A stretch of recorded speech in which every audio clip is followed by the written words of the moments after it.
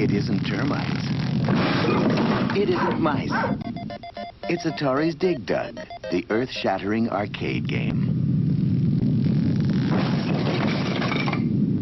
Dig Dug digs his own mazes.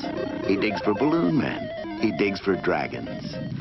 And now he's digging his way into homes everywhere. Dig Dug is under this world. It's so crowded here. We've got so many games going on. It's like a war zone trying to squeeze through. You know, it's difficult for somebody my size to squeeze through.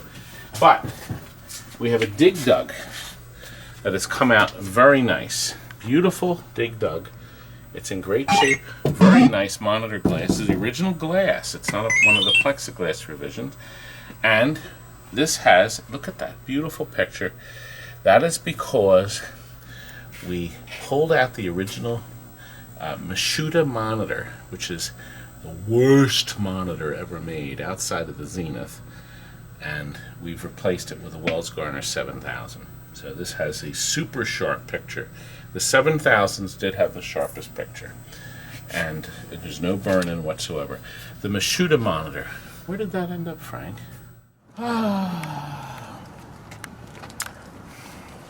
There it is.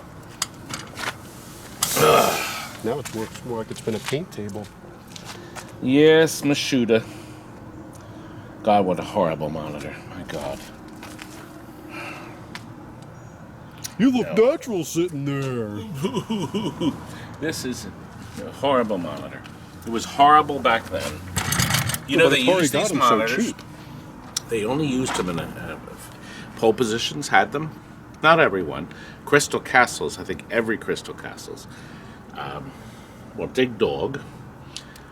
What else had these? God. Millipedes. They used others too, but they were mainly in those four. I think Atari came to their senses. Was that before or after the Ampliphones?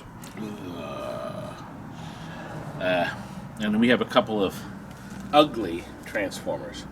So we put all of our metal out here. This was our paint thing. We were using this to paint out here, but we put our metal out here. See, there's a strap, a metal strap, a lid for our recycling. That piece of metal, that silver piece of metal there, scrappers can come and get that. There's that monitor. That's where it ended up. Wah, wah. Somebody will at least get recycled. Anyway, this baby is now done.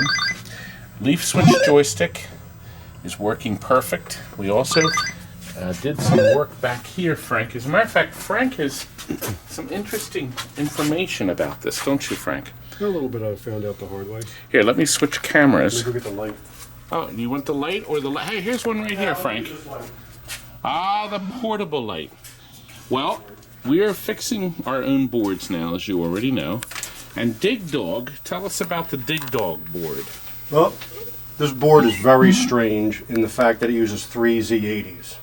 Why on earth they thought they needed to do that, I don't know. Maybe they were trying to experiment with something, maybe for some kind of future expansion, who knows. Because Pac-Man only has one. Yeah, there's a lot of games that only have one. A lot of early 80s personal computers used the Z80, and it's more than capable of driving a game.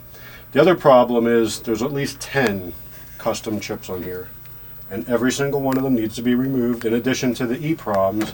And the legs cleaned, spray some contact cleaner, clean the legs off, spray the socket, and then put it back in.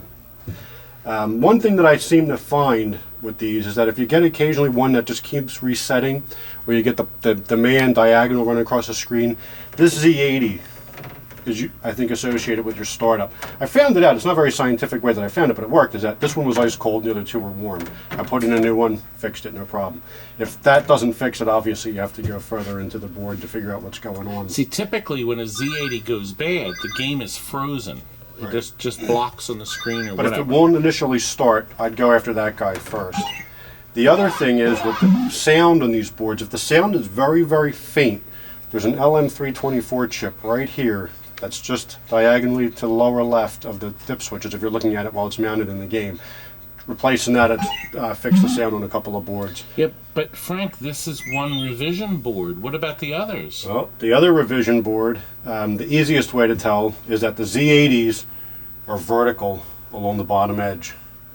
and the upper one seemed to be the one associated with startup problems on the board. I found that on a couple of boards I've fixed. So you discovered there's 2 different kinds of Dig Dug boards. Right, and there's not a whole lot of information about the differences. The one thing I can tell you is that the dip switch settings are not interchangeable. If you use these settings on the other board, you'll think you have a bad board because it locks onto a frozen screen. You're actually turning on the freeze setting.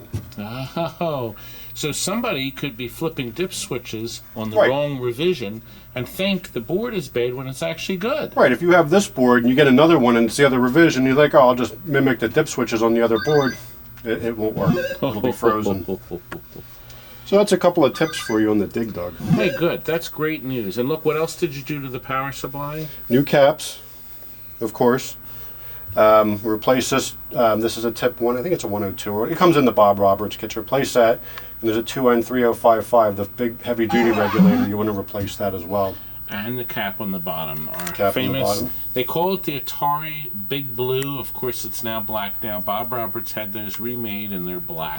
Now, another thing to keep in mind is if you have your boards not working, check your 5 volts.